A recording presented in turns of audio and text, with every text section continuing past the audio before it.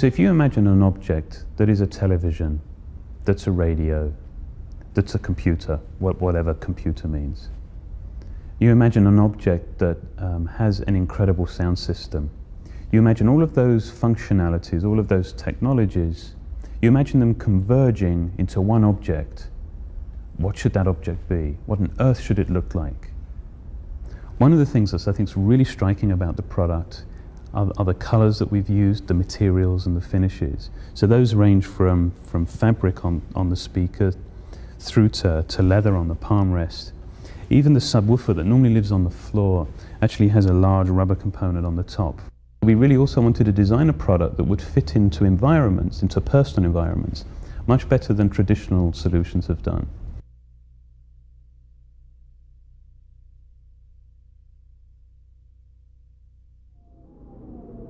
The footprint of the product. We know that traditional computers take up way too much room on the desk. They're too big, they're too heavy. So we wanted to design a product that had a very small footprint, a product that is easy to move around. We wanted to try and manage the cables better, to actually make the thing easy to set up, but also to make sure that the back of the computer, the back of the object was as well resolved as the front.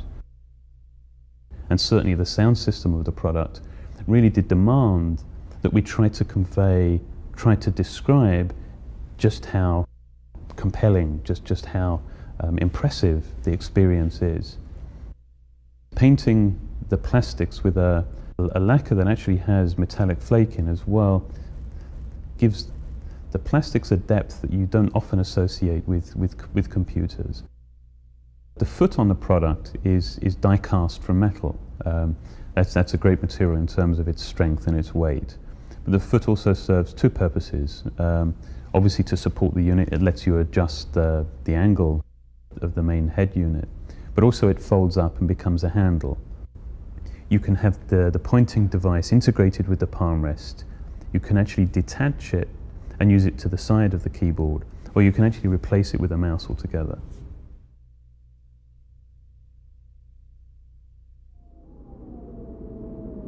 The 20th anniversary Macintosh, I think, really describes a whole new product type. And while it doesn't have answers for all the questions it asks, I think it's a consequential, it's an important product. I think it gives a new face, a new meaning to technology that has changed at an enormous pace over the last 20 years.